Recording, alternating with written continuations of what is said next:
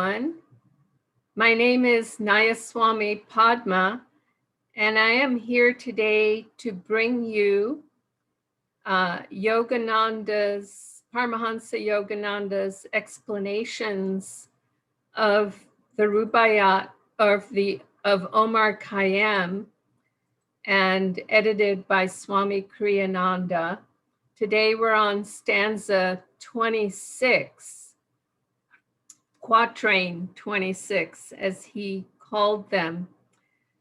I hope the lighting works. I have natural sun breaks coming through, and in the Pacific Northwest, we want every little ray of sun that we can possibly get. So hopefully that works in conjunction with my other lighting at the computer.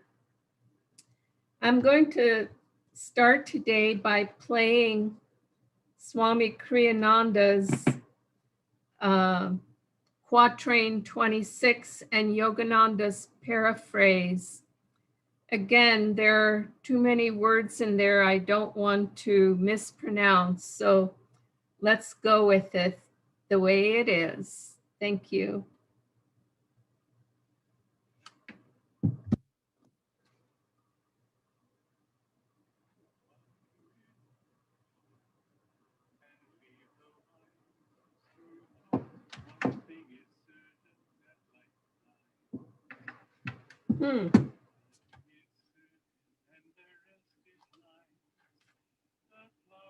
Once has blown forever. I'm going to start over. Stanza 26.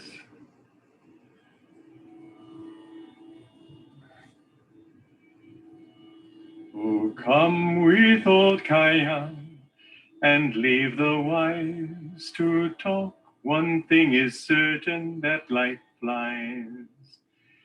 One thing is certain, and the rest is lies.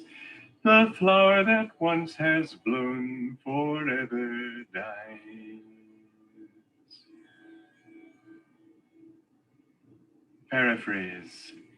Oh, follow the ancient way taught by Omar Khayyam, the way of destroying with a new vibration the incrustations of ignorance.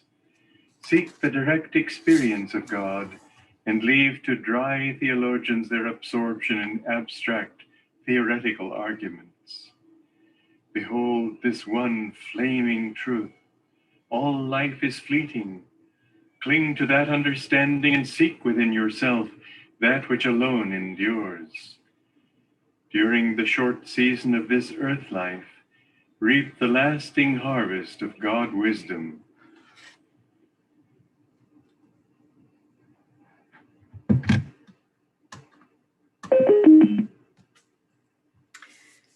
I'm going to read one more part of this beautiful stanza, interesting stanza, which is what he calls the keys to meaning. With old Khayyam means with the age-old truth as discovered anew by Omar Khayyam. Leave the wise to talk means forsake the theological approach to truth. Life flies means you have no time to waste. One thing is certain means that which is not can never be called a certainty. The phenomenon of change is life's constant, only because it springs from changelessness. God alone is certain because everlasting. The rest is lies means the world perceived by the physical senses is a realm of mere appearances. The flower that once has blown means the flower of temporarily alluring sense pleasures. And finally, forever dies means after yielding brief fulfillment, Pleasure itself dies even before the death of the body. Well, this is, of course, rich with meaning for us. I find, starting with the last one, going backwards, it's interesting, as I've shared a few times through these readings, that as I've come into the last quarter of my life, as I like to call it, as if a sports game, I realize things very differently. I'm looking through the other end of the telescope, and what he says here is fascinating, which is basically pleasure dies even before the body dies. And what that means is the outer pleasure of the senses. The senses either become preoccupied with the aches and pains of the body, or they become disenchanted with the cycles of life and death, all the good friends lost in this life, all the mistakes made, all of the things that used to give us pleasure, in my case, perhaps travel, become a little harder to do. Getting around becomes a little harder to do.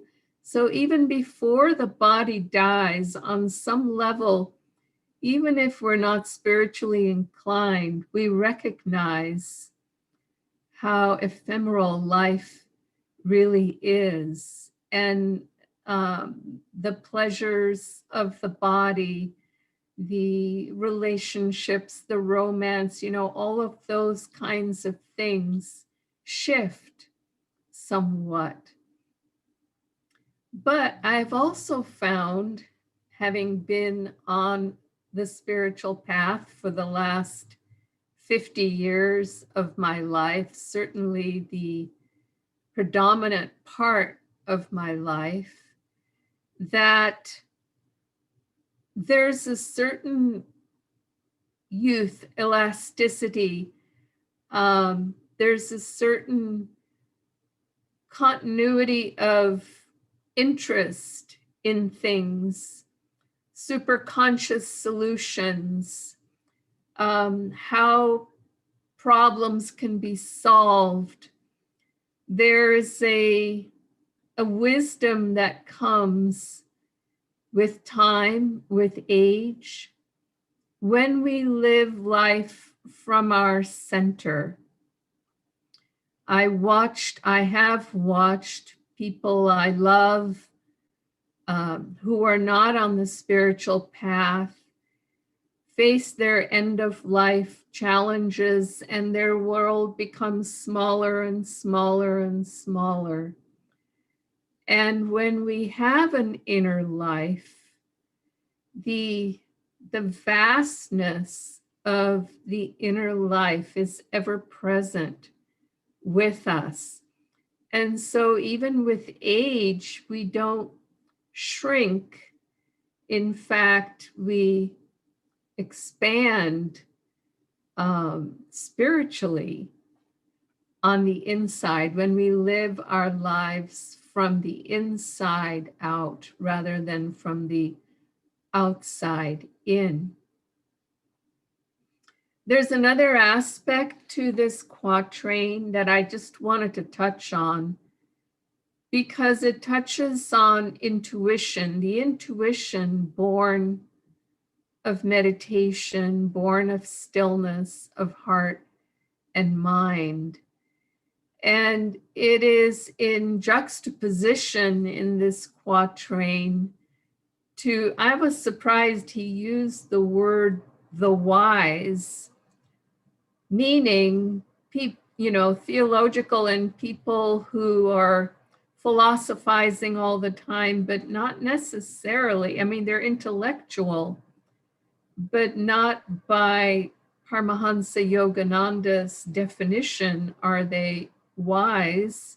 Wisdom comes with that perfect balance between reason and feeling, calm feeling, feeling calmed by meditation. That's why intuition grows. At the end of our meditative practices, when we are resting in the stillness, and it's a very refreshing kind of rest, and it's in those moments that ideas come, that inspiration can be born. I was born into a atheistic and or agnostic at least non-religious family, and there is a sort of bantering that goes about with words and the intellect. They were all very, very smart, but that intuitive aspect of wisdom, at least for me, that was missing in that kind of bantering. I remember as a young person, but under the influence of my family, thinking that I would be wanting to go to university for the rest of my days. And maybe I'd have to work for a period of time and raise a family, but after that, I would go back to university and keep studying because I loved learning. But it didn't take me very long as a college student to recognize that that's not the kind of wisdom that I was seeking. And I very quickly, at the age of 19, found Paramahansa Yogananda's Autobiography of a Yogi. And then shortly after that, found Ananda and met Swami Kriyananda, his direct disciple, and lived there until now. I don't physically live at Ananda Village any longer, but I live at an Ananda community in the state of Washington area, 2 communities actually. So anyway, that's good enough for today. We'll see you again on Monday as we launch into the month of March and Yogananda's explanations